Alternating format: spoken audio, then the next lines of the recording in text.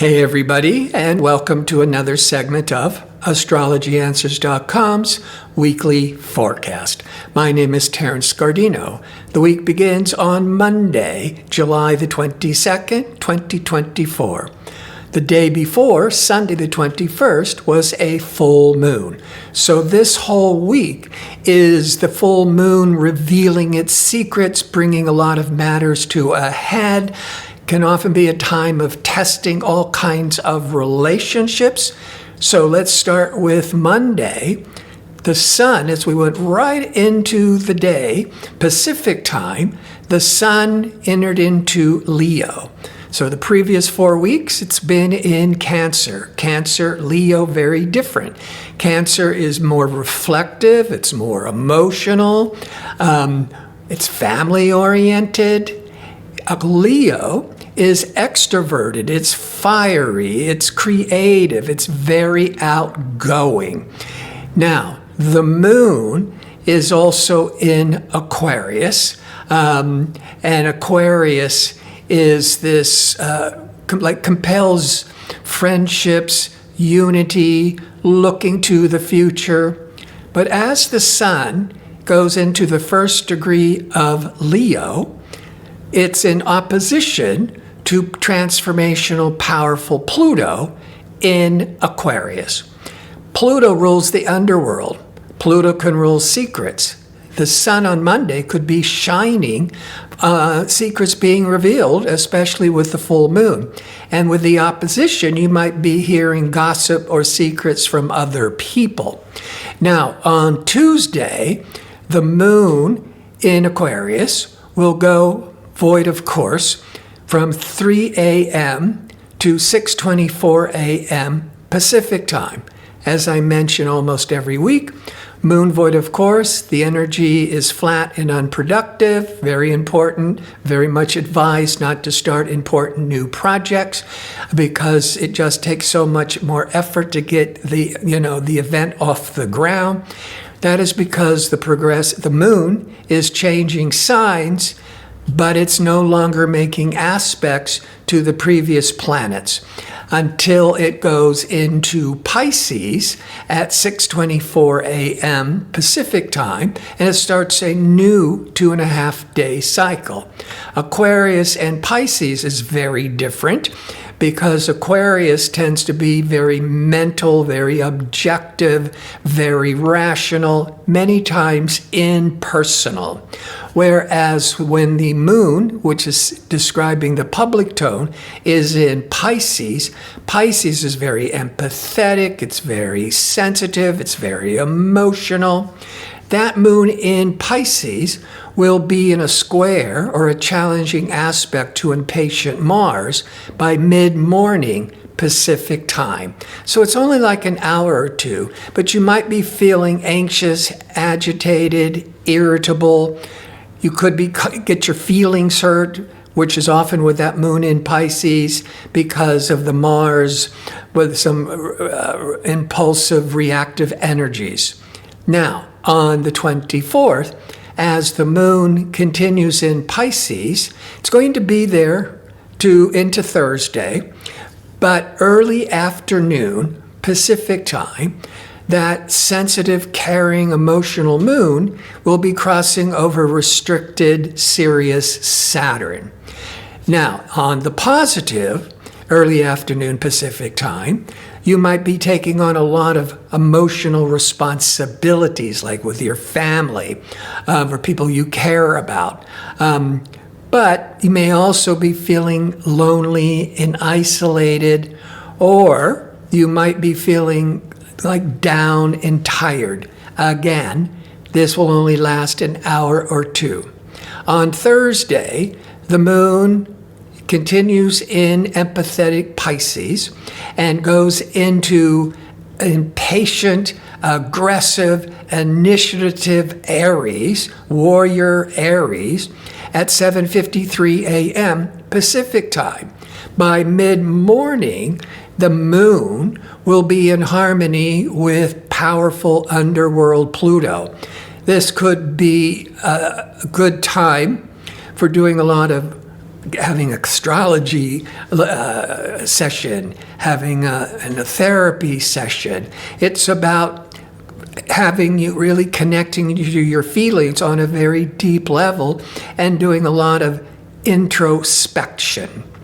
By early afternoon, the moon will, in fiery Aries, will be in harmony with fiery Leo sun. When the sun and the moon are in harmony, there's a lot of ease. Everything seems to fall into place, especially as the sun will also, the entire day, be forming a sextile that's a favorable 60-degree angle to Mars. Mars, when it's favorably aspected, it's ambitious, it's aggressive, and with the sun shining on the Mars, we are much more motivated to take action, to launch new projects. It's all this courage and this drive to initiate new projects. So Thursday, a really good day, especially with the moon in Aries. Aries is ruled by Mars, and here's sun shining positively on the Mars. The moon is in Aries, ruled by the Mars. Mars is courage. Let's try new things. Let's take the lead. Friday, the 26th, the moon in Aries by 7 a.m. Pacific time will be in harmony, a 60-degree angle, to Jupiter. Now that could be great if you're headed towards the airport in the morning, because Jupiter can mean traveling.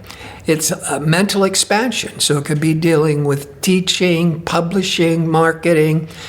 Just emotionally, the moon, when it's in harmony with Jupiter, you're feeling much more optimistic and upbeat.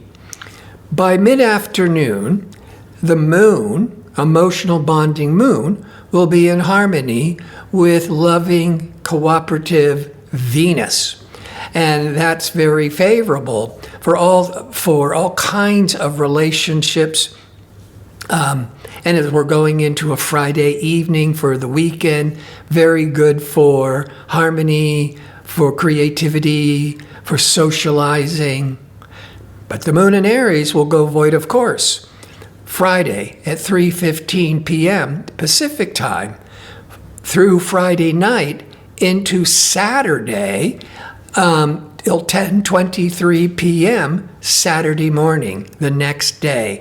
So that's a long period. Fortunately, most of it will be going on when we're asleep.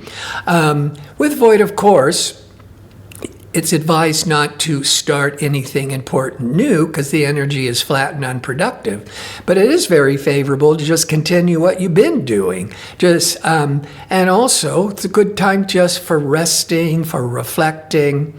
Now, Saturday, as I said, that we're waking up, the moon is still in Aries and void of course until 10:23 a.m.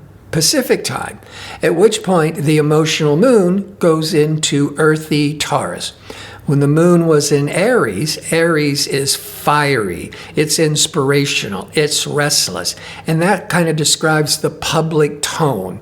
But when the moon goes into Taurus, Taurus is calming, especially as it's ruled by loving, cooperative Venus.